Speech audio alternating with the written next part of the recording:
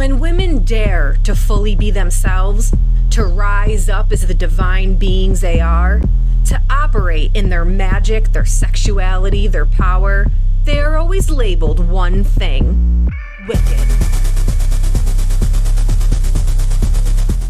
Welcome back to Wicked. Let's see if we can get this right this time, and hopefully the video is gonna be here at the end, unlike last week. So this week, I want to talk about our emotions. I did start on this in an earlier episode. I believe it was called like Ocean of Emotion or something like that. Something catchy and cool, totally. But I want to talk more about, the emotional intelligence that we are all seeking. And I want to talk about emotional regulation. And I feel like this is an area of discussion that is not really properly handled very well. And this plays out of high importance in relationship dynamics.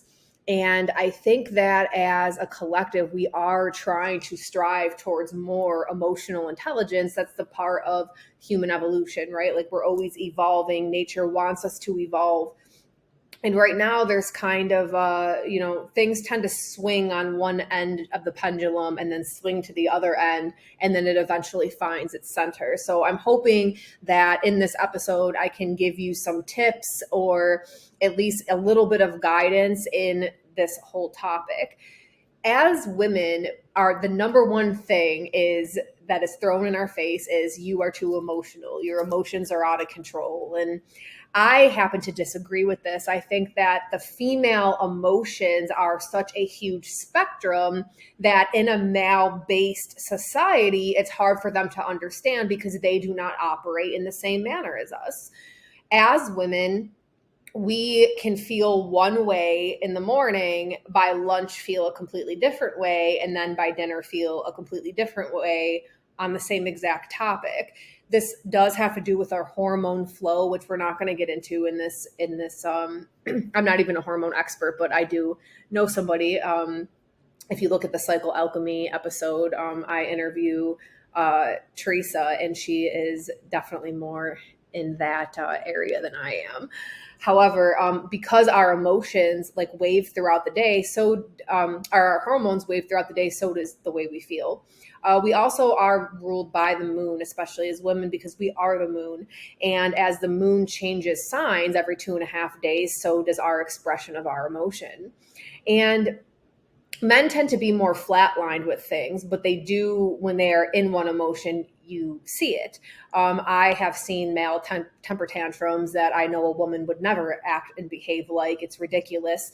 I've seen men punch holes in walls when they're angry and not getting their way. Grown men acting this way like 2-year-olds. I've, had men break into my house and come after me because they don't know how to emotionally regulate themselves, simply because they don't like the word no and don't like boundaries being set. So, we can go down the line that way where, violent crimes against women are generally men on women, not women on women.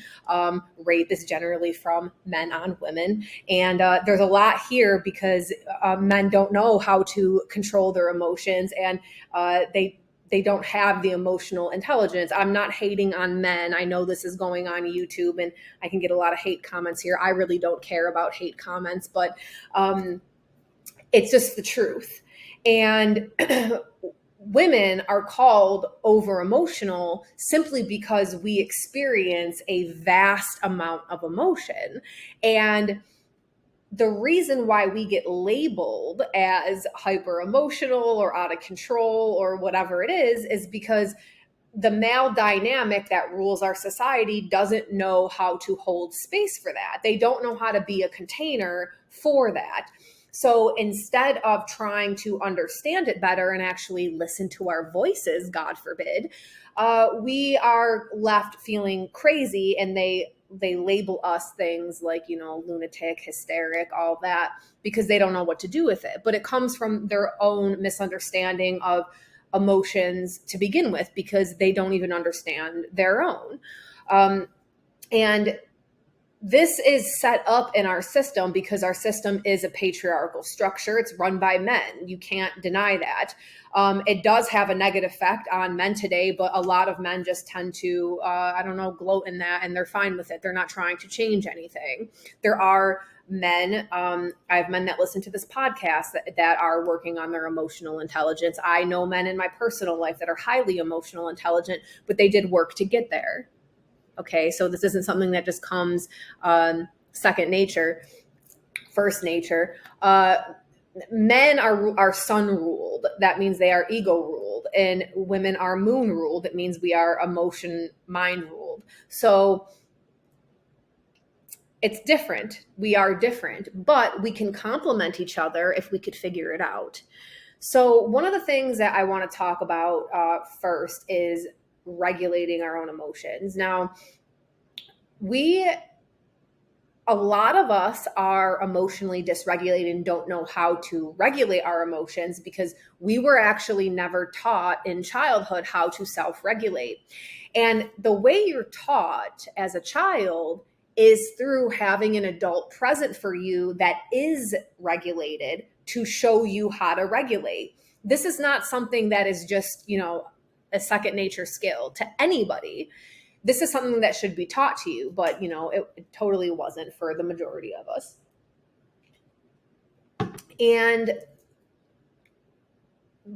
when we are young, so I don't know what age bracket you're in, but when I was a baby, the thing to teach mothers back then was to put your baby in another room and let it cry itself to sleep.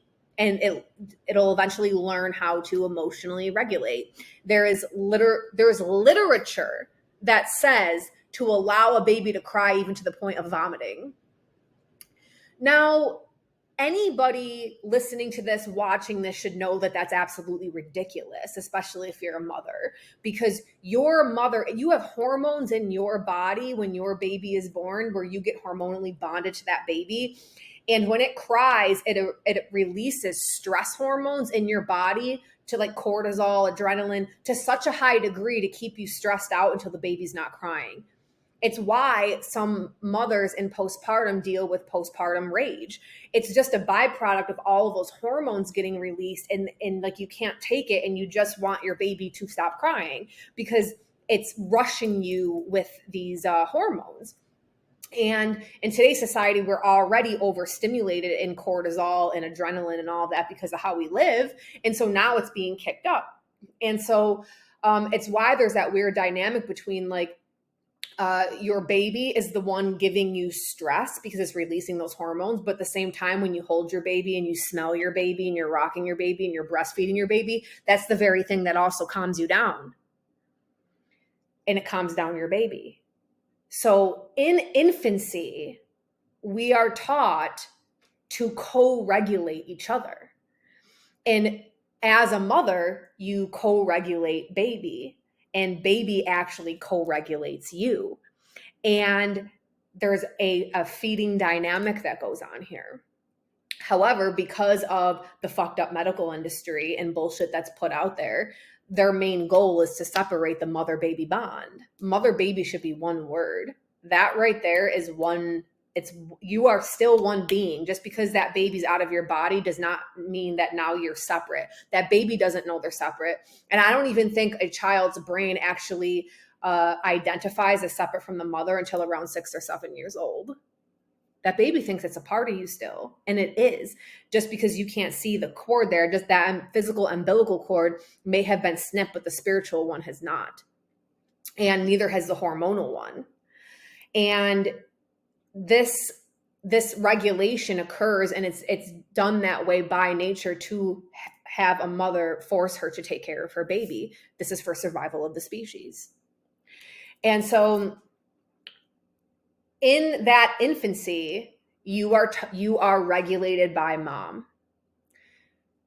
So now you move up into toddler age where you really don't, the emotions are running in and out. Every little thing triggers you. The apple's cut the wrong way. It's a meltdown. I'm currently experiencing like Zai doesn't, he has to do everything on his own. I cannot even help him put something on a fork. He would rather try 1,000 times and fail and then get it on the 1,000th and first try than have me help him, which cool. I totally support that. That's how I am in life and approach life. He's taking after me. Perfect. So he can do that. That's fine. But he throws a temper tantrum the entire time.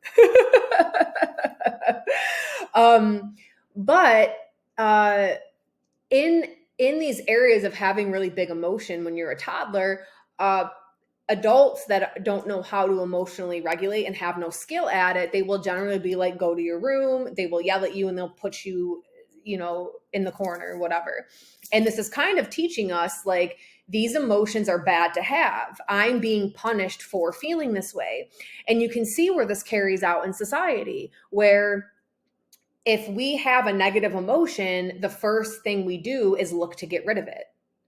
I should not be feeling this. Let's hurry up. Let's medicate. Let's drink. Let's smoke. Let's do whatever we can do in order to escape it. And because we need to not have these things. So we have labeled a whole area of emotions that we are supposed to experience as humans as bad. Are they pleasant to deal with? Is it pleasant to feel sad or angry or any of those, depressed? No, it's not pleasant. But as you grow in the scale of emotional intelligence, you should be able to look at this as on the spectrum of human emotion. We are supposed to feel these as humans, or else we wouldn't feel it. Like, it is there in us to be able to do this, where it's not the same in the animal kingdom. This is unique to humans. So as we are experiencing these different emotions in childhood, we are being taught that it is bad.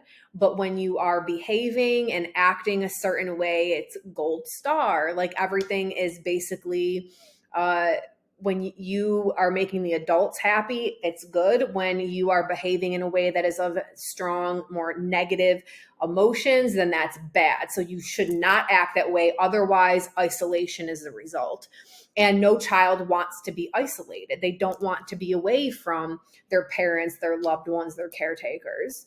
They want to be held. They want to be with the family. As humans, we are communal beings, and we want to be with others. And our whole fear, and why a lot of people have fear of doing things, is because they don't want to be ostracized from the community. That's what it boils down to. They don't want to feel backlash, or for somebody to stop talking to them, or family to not want to talk to them anymore. So a lot of people hide who they are in order to keep the acceptance of family and friends. This is all tied to this. And in our own primal instinct, that's there because a human can't survive on its own. This whole thing of hyper independence is very new to the age that we're living in, because before, we needed each other to live, to survive. You needed other people.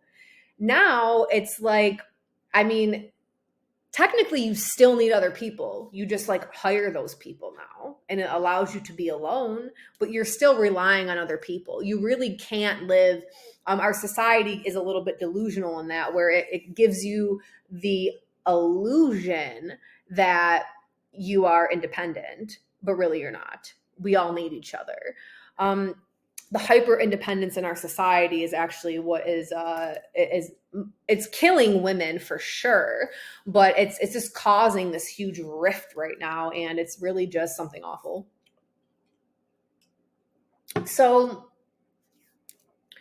when we are supposed to be learning emotional regulation as children, this is what eventually evolves into us being able to emotionally regulate as an adult. When we are not able to emotionally regulate as an adult, when things happen in life, we freak out or we ignore. So if something's not going your way or not as planned, you either have the meltdown, freak out, the world's ending, worst case scenario, you dream up a bunch of shit that you think's going to happen. I say this all the time. We're really good fiction story book writers. We're all authors. The problem is we believe our fiction stories and we totally just run with that. And then the other end of that is going to be ignore the problem and self-medicate. So escapism through drink and drug and whatever it is. And that whole thing, both of them is not good for our system. So the other one will keep you reliant on something external to, you're not really regulating yourself, but you're now becoming reliant on something to avoid. So you're not maturing at all. And then a lot of people stay in that other camp where they just continually behave as a toddler and throw temper tantrums when things aren't going their way. It's just an adult version of that. Hence putting their fist through a wall or, attacking somebody or, you could just be like you could have a really bad day, just like, and get overwhelmed with depression and anxiety, and it ruins your day, right? Sometimes we receive information and nothing has actually changed in your physical reality. You just received new information and suddenly you're in a full-blown panic attack and it's anxiety and depression for several days. I experienced this. And before I had stronger meditation practices, and this is actually something that I really had to work at and still am working at, because I have such a strong emotional response to specific things in my life. So when I receive information about those things, I have to really take a step back and be like, okay, this is just information. Nothing has actually changed in my surroundings. Because if you allow yourself, you will let information completely wreck your life. Like your whole year you could spend depressed, anxiety ridden, and it's all because of things you're making up in your head, when reality and what you're seeing in front of you is not actually the thing that you're experiencing anymore. And this is where perception comes in. And we have to be able to become the objective observer in our life so that we can actually control the perception. A lot of things in your life that will happen are karmic and you need to go through it. We all have karmas, good and bad. It is up to you when you go through those things of what type of perception you want to have, because 99% of that is in control of you. So this is like what I teach the ladies in the coven all the time. The situation is the situation. You're not going to stop that. But 99% of that, of how long you suffer in the situation, is completely up to you. And that's the hard part, because gaining control over your mind and your fears and your worries is hard. And so learning things like meditation and other things, that I teach really, really helps with that. The whole point of meditation and learning how to do that. Now, I hear from people all the time, because my answer to everything is literally to meditate. Everything. It is the answer, my friends. The first thing they say, well, I'm not good at it. Like, I can't get my mind to calm down. I've never had one person say something different to me when I tell them they need to meditate. So this is like, okay, you've never done it. Of course your mind is going crazy. Like, this would be like walking into the gym and being like, give me those hundreds. And you walk over to 100-pound dumbbells and try to like Arnold press. Like, you can't do that. You got to try starting with tens. Okay. That's what you have to do in meditation. You're not just going to be good at it. And if you've never practiced before, how are you going to be good at it? You're not. Your meditation muscle is weak, aka your mind. Your mind is weak. Right now, your brain gets hit with a thought and you just let it run with that thought. It has no self-control whatsoever. There's no discipline there. It's like when I used to have a dog that was 75% beagle. It would get like one sniff in the air and it would be off. No calling it. You couldn't do nothing to get that dog to come back until it found what it was sniffing, like what the scent that passed it. That's how a lot of y'all are with thoughts in your head. And this is why you're all over the place. And this is why your life is all over the place. And this is why your life experience is all over the place. I'll say it that way. Your life experience is all over the place because your mind is running wild, and off every little sniff in the air, it just follows that trail. So you have to train it. You have to train your brain. It's out of control. It doesn't naturally come trained. So, picture it like a wolf that you're trying to domesticate a little bit. So you got to reel it in. One of the exercises that I tell everybody to start with, like, picture your thoughts like a fishing lure in a stream. And then when you're in meditation and then all of a sudden you're thinking about groceries, it means that your lure is all the way downstream. Picture yourself reeling it back into center.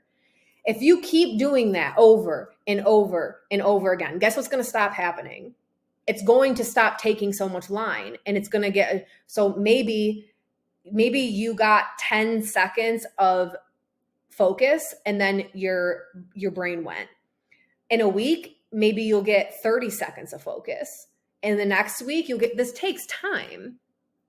And then suddenly, as you keep doing this every day, you'll notice that when you sit to meditate, your mind doesn't run as much. And then what happens, that translates, you will notice in your day-to-day, you are no longer running thoughts either, because if a bad thought, quote unquote, a bad thought comes in your head, instead of chasing imagination and coming up with a bunch of scenarios, you reel it back in and you're just like, I'm not going to waste my energy on fiction. And you stop it. And it's a lot easier to do that. And then the more and more you're able to do that and keep your thoughts from running, you're now living in the present moment. And that is where you want to be. That's a sweet spot, because present moment, going back to emotions, most of your strong emotional chaos comes from being too far in the future. And then the strong emotional response of being in the past also. When you are in the present moment, none of that is happening. So present moment, you receive information that is startling. You receive it and it startles you, as it should.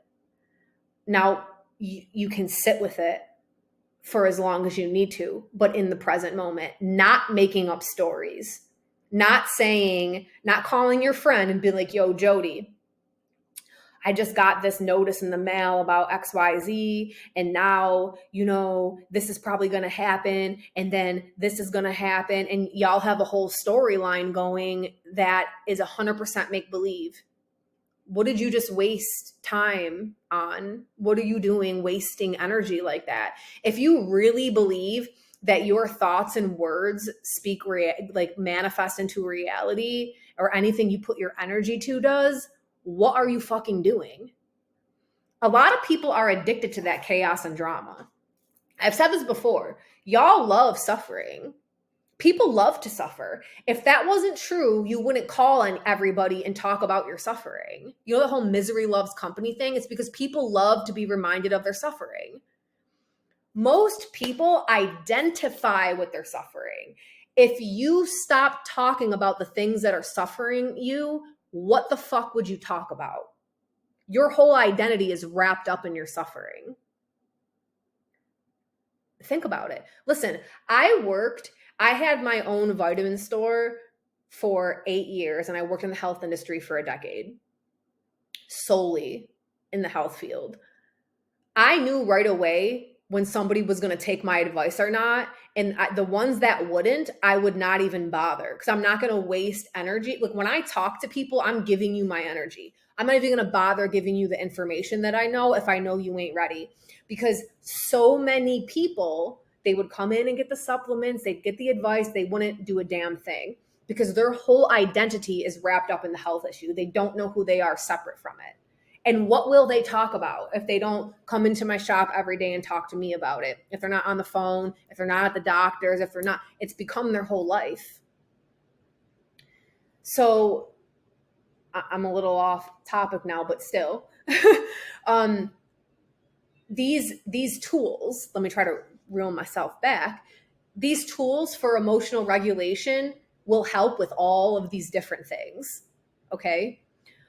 Because when you're in present moment, it stops all of these excess emotions from happening, and then you don't start identifying with those things. And this is how you actually come to know true self. You stop identifying with all these really strong emotions.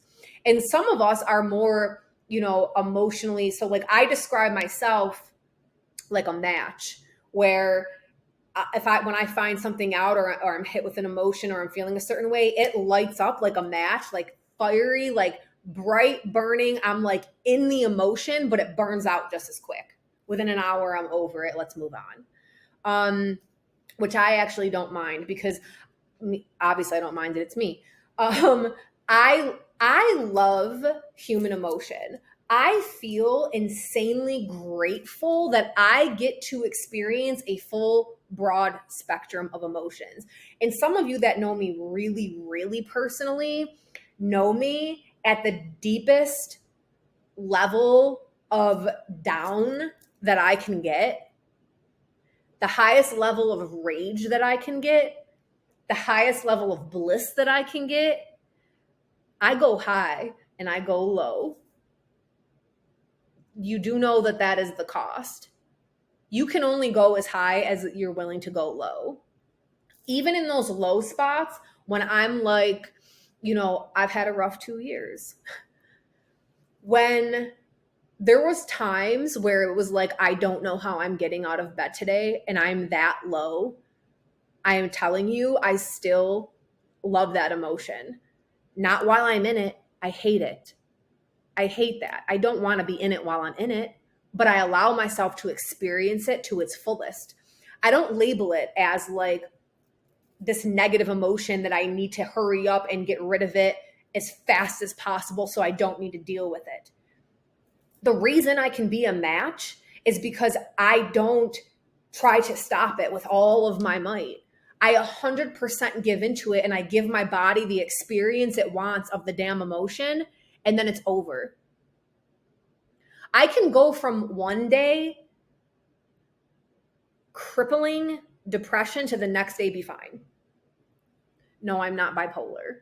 It's not like I'm constantly dealing with it. No, I'm pretty, except for like the past year because my life was so unstable because of happenings. I'm generally a pretty normal, even keel, okay? With a few matches being lit along the way as life happens. Everybody's life happens. But when I am in those more down states, I fully embody it. And I give myself permission to be very upset or very angry and very mad at whoever it is I'm sad, angry, and mad about. And because I allow myself and I honor myself to do that, it passes because I'm not denying myself of something. The more you try and deny yourself of something, the stronger you're going to want to be in it. Unconsciously, that's what happens in your shadow.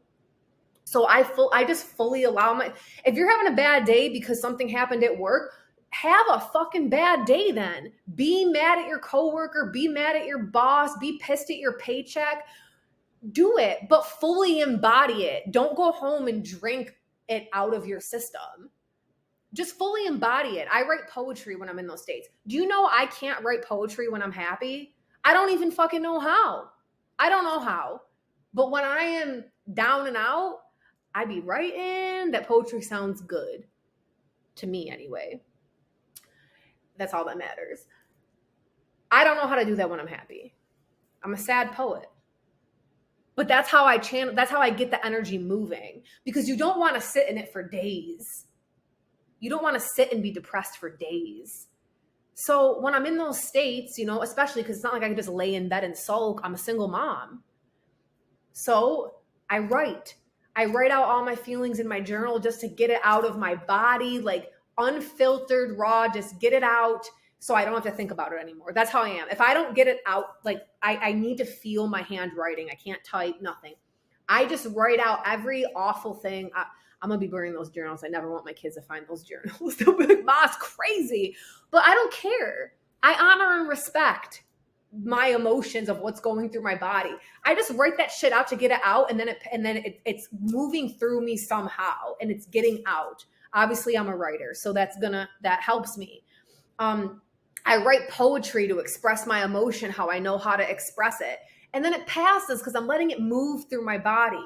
Maybe you're a dancer and you like to dance. So dance, put on whatever depressing music you want and just move your body and let it go through your body. Put on happy music, whatever you want to do. Maybe you're an artist, paint your rage out in a picture, paint your depression out in a picture. You have to do something. This is where you get into alchemizing emotion so you don't stay in it.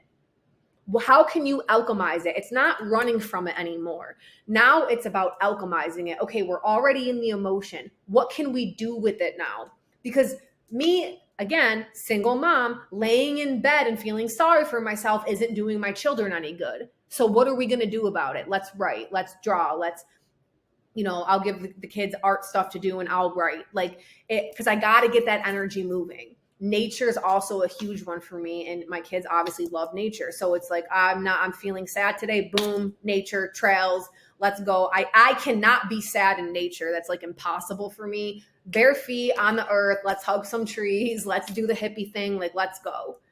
And guarantee after 2 hours in the woods with my kids, I am good because now I'm out. Nature's cleansing me. I'm seeing how beautiful my fucking kids are. I'm getting in a space of gratitude. I'm seeing them interact with nature, and then it's beautiful. And then I'm happy. I see my little dog doing her thing. She's hilarious. And I get back to the space of gratitude, and then I'm not sad anymore. Has anything changed in my situation? Nope. Nothing's changed other than my perception of it. All of these emotions that we're constantly feeling, it all boils down to perception. So these are healthy self-regulation tools, okay?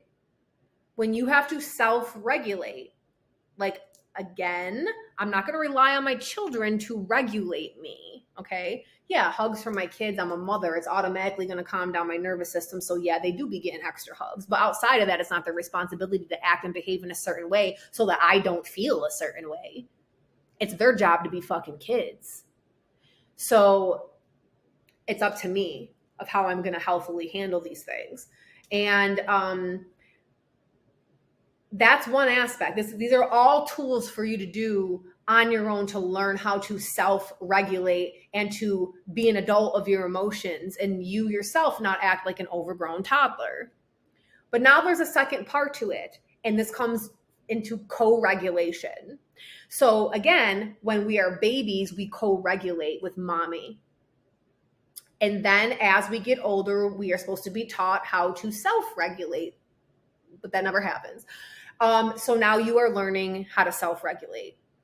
But for some reason, our society hyperfixates on self-regulation, probably because we have no concept of it and are just trying to gain it. But there's also co-regulation as adults, and it's actually really important. And this is actually why a lot of relationships fail in the male-female dynamic. That's all I can speak on. That's all I have experience with. So in relationships, there is nothing wrong with using each other to co-regulate. And this is actually a very important step in intimacy that a lot of couples never experience, because most couples, when you look at their relationships, both of them are very dysregulated and they cannot rely on each other for regulation, especially women towards males. This is the downfall in a lot of relationships, because women, with our strong and vast emotions that we carry, sometimes we can't self-regulate that, and we need a grounding voice. So we go to our grounding rod, which is supposed to be our male, and the male who is not grounded themselves cannot contain this. Again, I've used this analogy before, us as women are like hurricane winds, and we are blowing through a tree, and that tree needs really strong roots so it doesn't tip over. And we are actually looking for that tree to catch us and stabilize us again. You know, if you have a bunch of really strong trees in front of your house during hurricane season, and it's not gonna, those winds won't penetrate, right? We're looking for that same type of stability so that we can get ourselves stable again. And most men can't do this because they aren't emotionally intelligent enough within their own selves. And yeah, this does come from, boys are never taught it when they're little. They're taught that emotions are negative, and they're actually taught it in a way that is actually really upsetting, because they actually don't act like a girl. That's what they're told. You're acting like a girl. So like right away, it's being put in the heads of men, of little boys, excuse me, that girls are bad. The way a girl behaves is bad. Stop acting that way. That's what you're saying. Now, mix that in with our society that is already saying that women have all these issues and that we're over emotional and we need to be medicated and given lobotomies. That was like not even 100 years ago that shit was happening. That is like a perfect storm for the fucking situation that we're in today. It's the perfect storm for this, what this created. And it's why women don't want to be in relationships anymore. And men kind of have this underlying hate towards women that was ingrained in them. So this is kind of what we're up against. But when a woman is feeling out of control in those energies, you want that masculine energy there to hold you, just to tell you everything's going to be okay, to speak calm words to you, and it will immediately regulate your system. And it takes a man of a certain level of emotional intelligence to be able to do that for a female. But the problem today is that most men can't even bring basic, any type of regulation. They can't even put their socks in the hamper. So you have a lot of communication issues, the dysregulations everywhere. It's in normal conversation. It's in the kitchen. It's absolutely in the bedroom. It's running a household. It's not feeling provided or protected, not feeling nurtured and cared for. And now, so all of those things are already at a low. And then you're throwing in the need for emotional intelligence because you need someone to help you regulate. And that fails. Absolutely.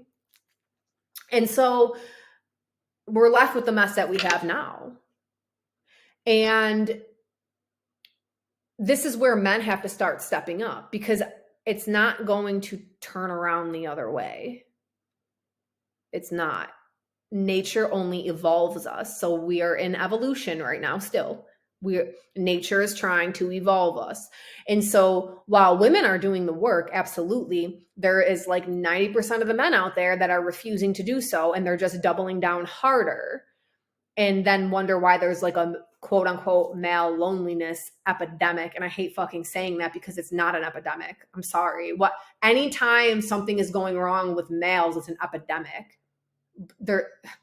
I'm not gonna go out on a tangent, but there's much more serious epidemics going on that are never talked about, that of course involve females, just about everything. So, when men start stepping up to the plate and start gaining some emotional intelligence, all of these things that they complain women aren't doing, women naturally do that when they feel like they have a strong, stable person. They need a strong foundation to launch from. Women are capable of a lot. All the things we've been brainwashed out of, thinking we're not capable. Why do you think rules had to be put in place to keep women down? The more oppression the more oppression something has, that actually just speaks to the level of power that it actually has, because you have to dumb it down and oppress it so it doesn't operate in it, because there's structures at play that need control over things. And so women are waking up to this, so that now there's like a lot of false feminism moving through that. There's a lot of, patriarchy rewrapped in a pink bow and handed back to women to try to trick them into thinking that they're doing something when they're not. But this whole time period, right now, we're shifting towards this I'll call it like an evolution of emotional intelligence. And so as we start self-regulating, as women, we want a man who can also help to regulate us. There's a reason why, like, snuggling with somebody in bed and being held at night, it's a co-regulation that occurs. Both parties feel regulated. If you don't, when that's occurring, there's something wrong in the dynamic. Your body will always tell you. And so being able as a woman to have certain stresses in your life, or feel depressed, or feeling really upset about something, and being able, like, if you already can regulate yourself, so you've done some of the things, right? You've gone through, but you're still upset because something really upsetting has happened. Whatever. That's life.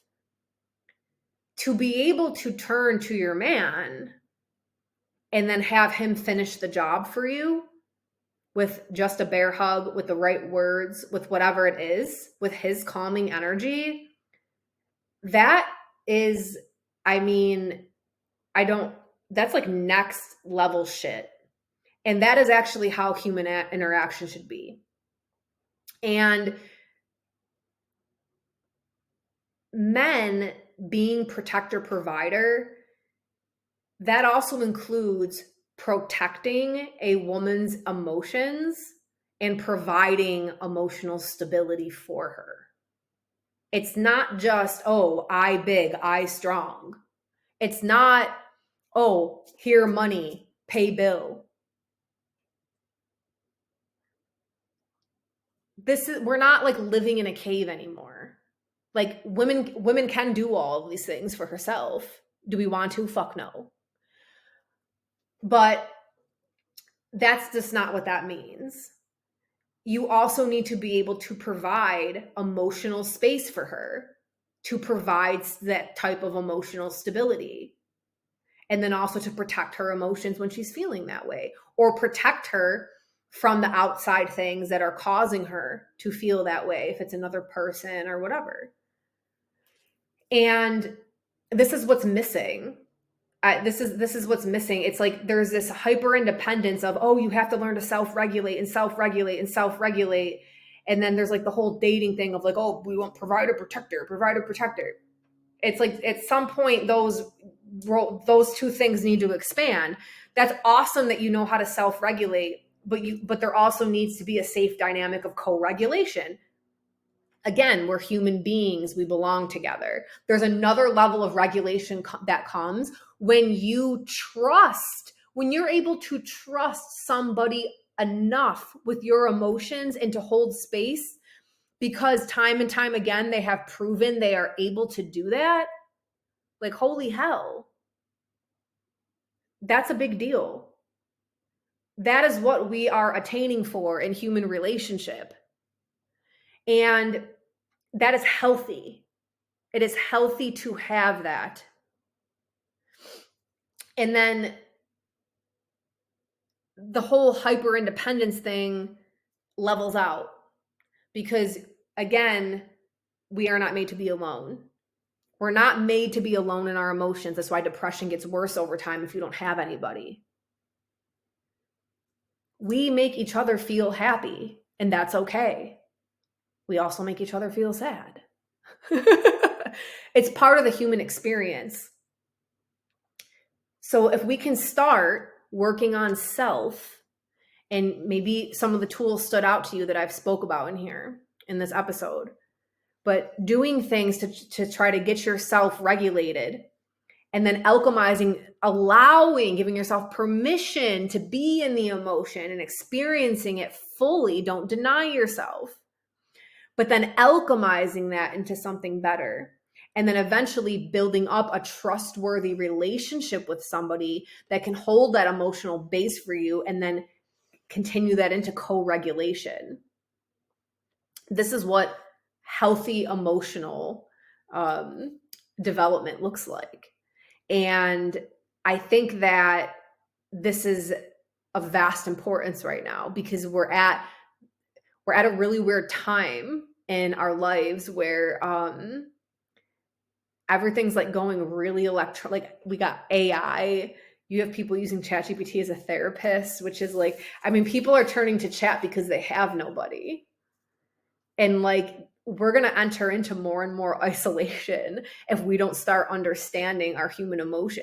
All chat just basically like validates you and everything that you say. He's not like a real therapist. I've seen people post their stuff. Oh, what a great therapist. I'm like looking through the screenshots. I'm like, he's just validating everything you're saying. If you were to say the opposite of this, he'd also validate.